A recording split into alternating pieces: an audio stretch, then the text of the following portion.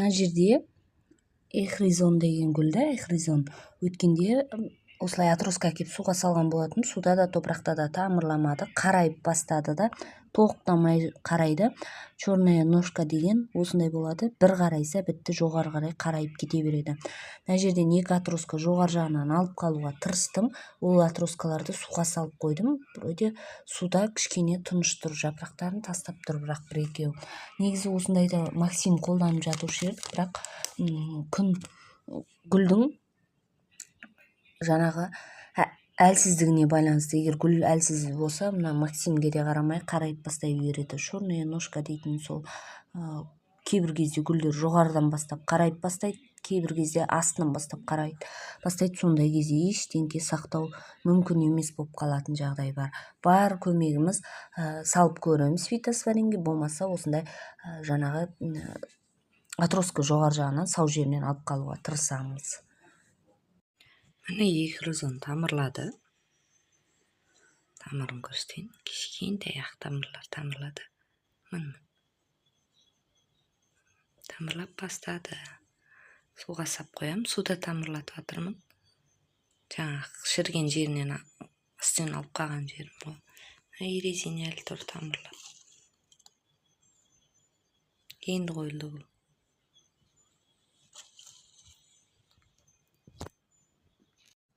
Сәлем баршаңызға. Мен бүгін парақшамда осындай өспей тұрған гүлдерді пересадка жасайтын болам. Яғни осы уақытқа дейін не жаңа жапырақ шығармайды, жапырақтарын сарғайтады. Міне мынаны тамырлатып еккен болатын, кротонды. Уже еккеніме біраз болды, жаңа жапырақ шығарады, бірақ астынан жапырақ сарғайтады осындай. И тоже мына жақтан тамыр көріну қиындау, астынан көрінді, бірақ өте жай ұзақ болып жатыр. Оның бәрі топырақтан болады. Ең бірінші жарық жерге орнын ауыстырып көреміз. Жарық жеткіліксіз болса, онда уже топырақтан болып жатыр. Міне мынаны топырағын ауыстырмасам, уже гүлдейін деп тұр. Бұл анандай розочка болатын махровый бегония еді. Мына қараңыздар жағдайын. Енді мына геранды қараңыздар. Кезінде білмеймін қандай топыраққа еккендерімді, енді қазір топырақтарын ауыстыратын боламын, төртеуінің. Тамырын ашам и топырағын ауыстырам. Топырағын ауыстырғаннан кейін бұлар 100% өсетін болады. Жаңа тамырына сәйкес стаканға егемін. Егер тамыры үлкендеу болса, горшокқа ауыстырам. Ең бастысы топырағын ауыстырып көрсетемін сіздерге қазір.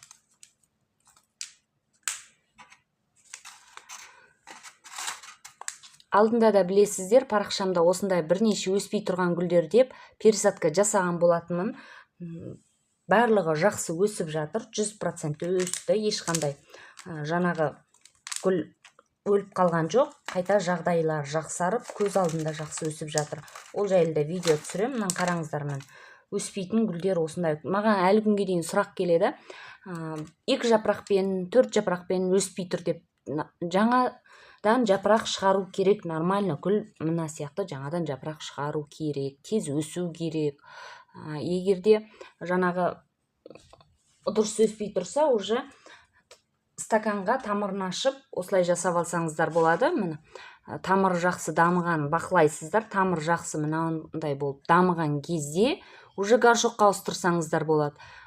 Уақытша осындай стаканға еге тұрғандарыңыз дұрыс. Прозрачный болғаннан көрінеді және емдеп аласыздар. Мына қараңыздар, тамыры осындай болды. Бұл ары қарай да өспейтін еді, қараңыздар.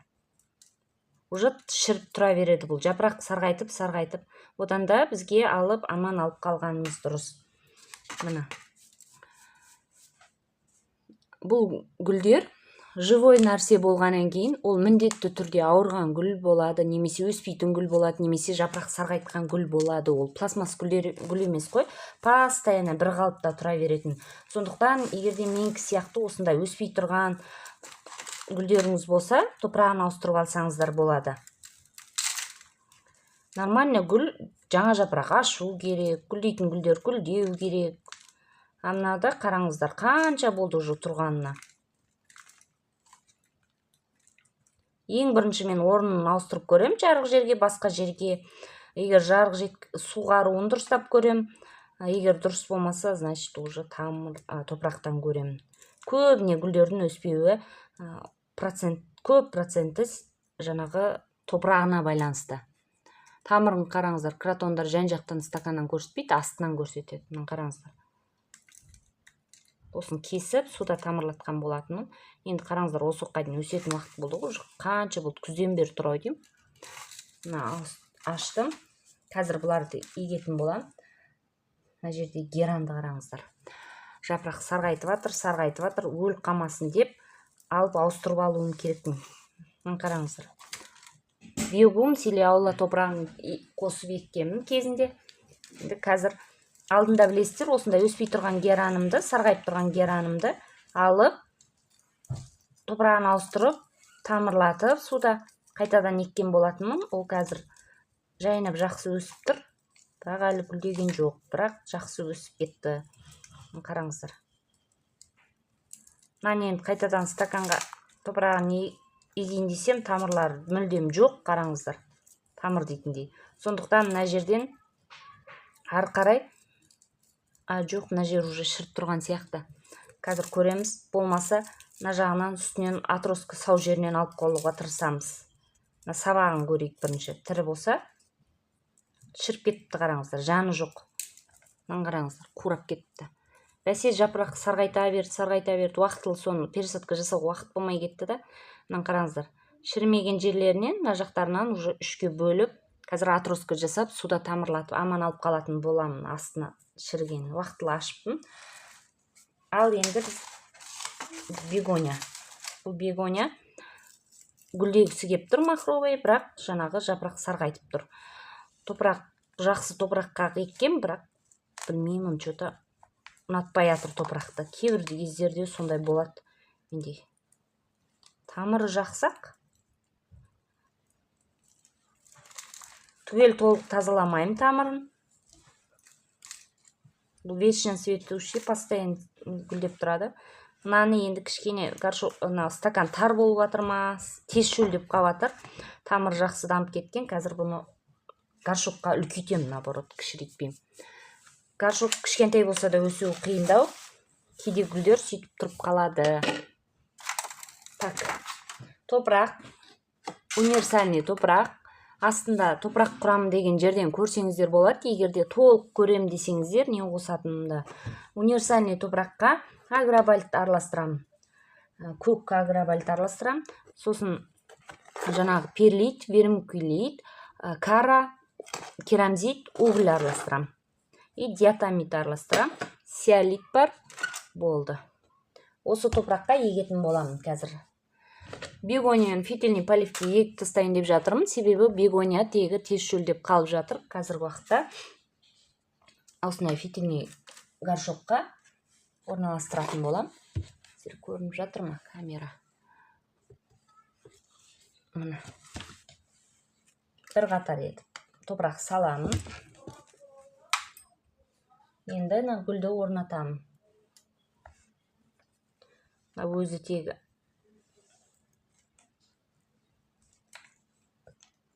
тамырын ашып жіберейін, кішкене оралып қалмасын.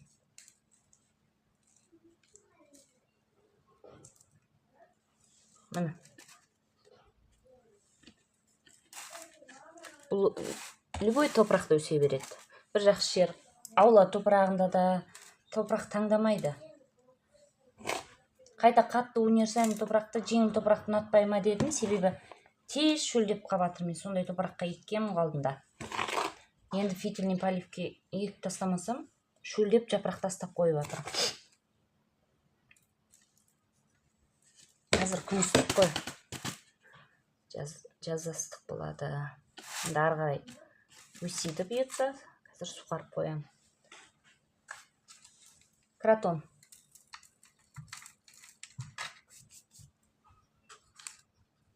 Кратонды стаканға ауыстырамын. Басқа стаканға егемін. Жаңағыдан мұнан қараңыздар, кішірек, бірақ топырағы ауысады. Асты тесіледі міндетті түрде стаканның. Одан кейін мынандай скорлупаны дренаж ретінде пайдалансаңыздар болады. Или керамзит салсаңыздар болады. Майда болады да, бір жақсы жер осындай дренаж ретінде пайдаланғанға жақсы. Алдында осындай жаңғақтың қабығын дренаж ретінде қолдануға болады деп видео түсірсем, астында көгеріп кетеді деп жазыпты. Енді стаканнан көрсетейін, көгеретін, көгермейтін алда бұйыртса көрсетіп отыратын болам. Міне, бір қасық салдым. Бізге главный қазір гүлдің жақсы өсіп алуы қажет болып тұр. Әдемі горшокқа асықпаймыз. Стаканнан тамырын дамытып өсіп аламыз, жаңа жапырақ шығарып. Сол кезде уже горшокқа ауыстыратын боламын. Алда өсіретін болам. Кротондар жарықты қажет етеді, күнге қажет емес. Жарық жеткіліксіз болса, жапырақ тастайды, сосын жаңа варигатнысын жоғалтады. Сосын осы кротонды асыраймын деген, өсіремін десеңіздер, паутиний клешпен дос боласыздар, себебі өте жақсы көреді паутиний клеш деген осы кротонға жақын болады. Сеуіп тұрасыздар, постоянно дымқылыстайсыздар, жапырақтардың асты үстін. Олар көзге көрінбей, паутиний клештер әппақ ұнтақ сияқты жапырақтардың астында мәйде болып жүреді. Сондықтан постоянно су шашып отыру керек. Геранды катроскаға суға салатын болдық. Міне, даже қолмен алынып тұр. Үшке алынып кетті. Суға саламын. Суда тамырлатам. Мына аглонеманы қараңыздар. Мына жерінде жаны бар, қатты екен. Кесіп Максим жағайын ба деп едім, жоқ, қатты екен. Енді бұйырса осыларды стаканға суға салып қойып тамырлататын болам. Көрдіңіздер, жаңа горшокта өспей тұрғаннан гөрі суға салып, тамырлатып, дұрыстап өсіргенім дұрыс болып тұр.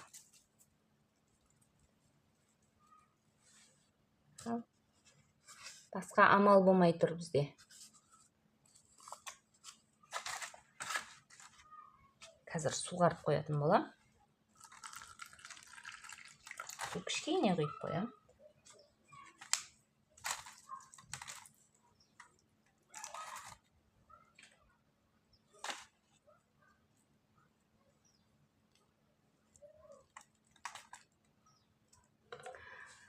Әлден бөсіп кеткенше гүлдемей-ақ гүлін алып тастасам ба деп тұрмын, бірақ өзі әдемі болып гүлдеп келе жатыр екен, кішкентай болып.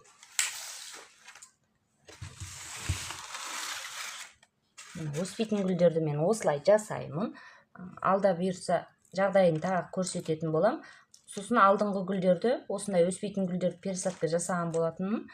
Бәрі жақсы өсіп жатыр. Алда көрсететін болам. Видео түсіп өзгерістерді көрсетіп отыратын болам. До түрін көріп алыңыздар. После түрлерін де көрсетіп отырам. Үзбей қарап отырсаңыздар, қай гүлім қалай өсіп жатыр, қалай жасап жатырмын, тәжірибеммен бөлісіп жүретін болам. Сіздерге рахмет қарағандарыңызға. Лайк басып өтсеңіз қуанып қаламын.